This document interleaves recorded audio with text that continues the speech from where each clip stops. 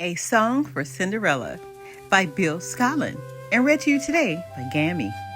It was opening night at the Royal Theater, and Princess Cinderella was excited to see the show. As the curtain went up, the star stepped onto the stage. Cinderella smiled. It was Corinne, a singer she had met long before she ever became a princess. Years earlier, Cinderella's stepmother, Lady Tremaine, had decided to host a salon at her chateau. It was a regular gathering where girls could learn how to play an instrument and take singing lessons, and it would make Lady Tremaine feel important.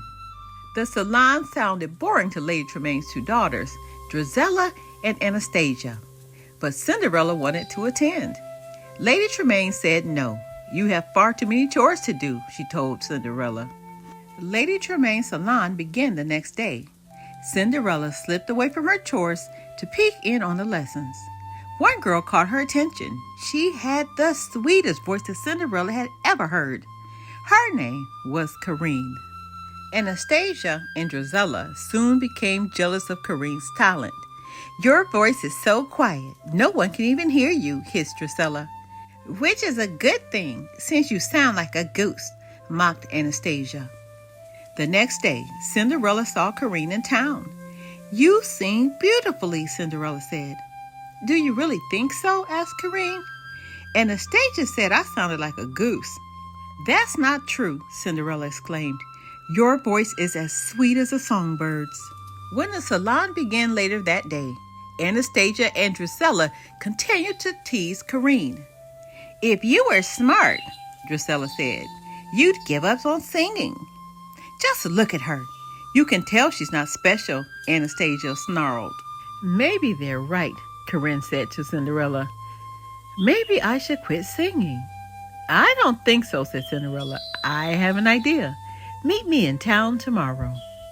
The next day, Corinne and Cinderella arrived in town square. Cinderella had a plan to help Corinne feel better about her singing. It was time for Corinne to see for herself just how good she really was. First, Cinderella had Corinne sing for the shopkeeper at the music store. Corinne, feeling shy, sang softly for him. He thought that she was charming. At the blacksmith's, Corinne sang more confidently. The blacksmith cheered. At the bakery, Corinne sang louder. The baker clapped. At the perfumery, Corinne's voice was strong and full of energy. "Superb," cooed the patron. At the next salon, Lady Tremaine made an announcement. "Madame Lecour, a famous opera singer, is visiting tomorrow. She would select one of her students to study with her. It was a chance of a lifetime." Cinderella ran up to Corinne. "I'll be right by your side for your audition," she told her. "Just be yourself. Remember, your voice is as sweet as a songbird's." "Thank you," said Corinne. "Thank you," said Corinne. "You know, I really do think I have a chance." But when the madam arrived, Lady Tremaine sent Cinderella to do chores. When it was Corinne's turn to audition, she opened her mouth, but nothing came out. Drizella and Anastasia were next. They sang a dreadful off-key duet.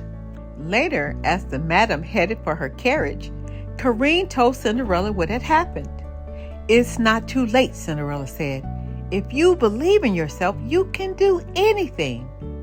Corinne gave Cinderella a hug. "I think I'm ready to sing now." Cinderella called out to the opera star. "Madame, if you please, Corinne would like to sing for you," she said. Corinne stood right in front of the madame and sang in a voice that was as sweet as a songbird's. "I have found a most talented student," Madame announced. "I predict Corinne will be a great star one day." Everyone applauded, except for Drizella and Anastasia. And now, years later, at the Royal Theater, Princess Cinderella hugged Corinne after the show. "Your voice is as sweet as ever," she said. "Thank you," Corinne said. "I couldn't have done it without you, Princess." Suddenly, a young performer ran up to Corinne. "I did it," she said. "I sang out loud." I heard you, said Corinne. Your voice was as sweet as a songbird's. Princess Cinderella smiled. It warmed her heart to hear the very words she'd spoken to Corinne all those years ago. The end. We have so much more to learn. Be blessed.